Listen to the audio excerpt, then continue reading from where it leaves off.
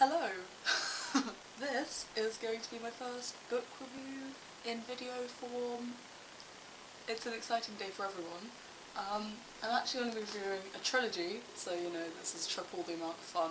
The Delirium Trilogy by Lauren Oliver, which consists of Delirium, Pandemonium and Requiem. This trilogy I really can't recommend enough. It was enthralling, it really captured you in this crazy world that they live in. The character development, A++.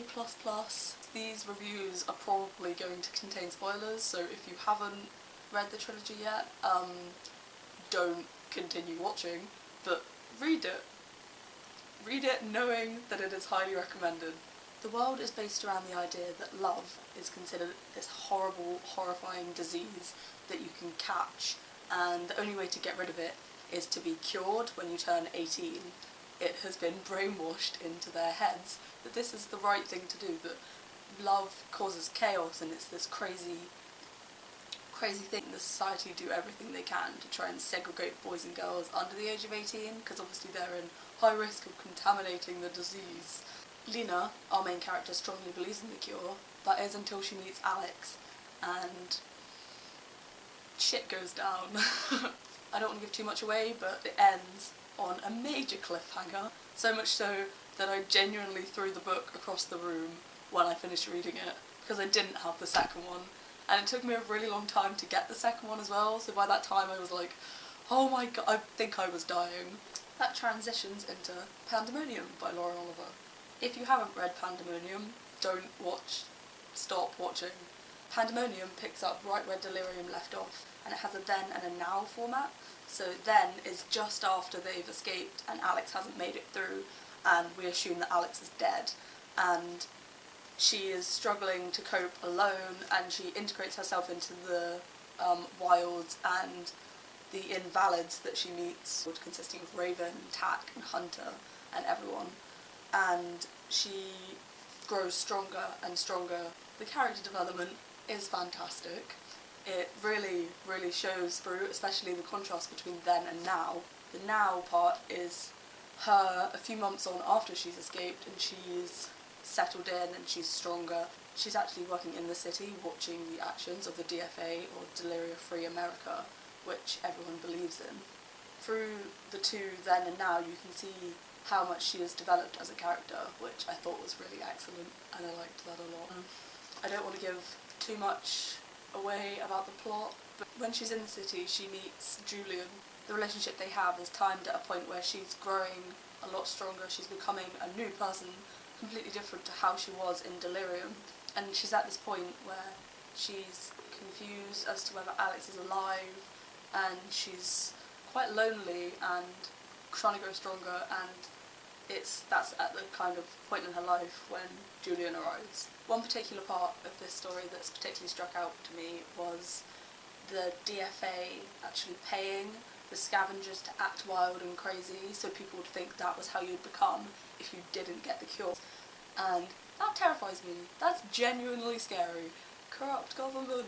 This is a very good second novel in a trilogy. Sometimes they lose their way, don't they? Sometimes they are not very solid, and they're kind of not, they're all wishy-washy just to get to the ending, but no, this was a really solid plot, solid book, great character development, we find out a lot more about the world as well, which is fun. There are a few twists and turns in this book that I didn't expect, some I did, so it was kind of half and half there, but still a fantastic read.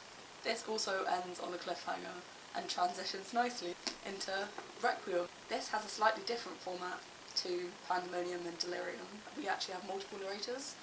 We have Hannah as a narrator, narrating back from Portland. She's got her cure and she's set to marry who the society have told her to, who is this man called Fred. I Knew You Were Trouble by Taylor Swift kind of comes to mind whenever he is mentioned. He is a strong believer in the cure, and whilst Hannah has had the cure, she's still questionable about the effects of it and about whether it's even done anything to her mindset. So that's Hannah's part of the story. Lena's narrative is based upon her finding herself being in the centre of the rebellion against the society, and she has less character development in this. It's mainly based around her time in the wilds with Raven and Tack, and now Julian and Alex as well. That's interesting to see how that stuff kind of goes down. The comparisons between Lena's life now and Hannah's life now is kind of outstanding. It shows just how much changes when you do get the cure. There are a lot of new characters in this book, some of which I didn't quite see the point to, and some I did. I liked Coral especially.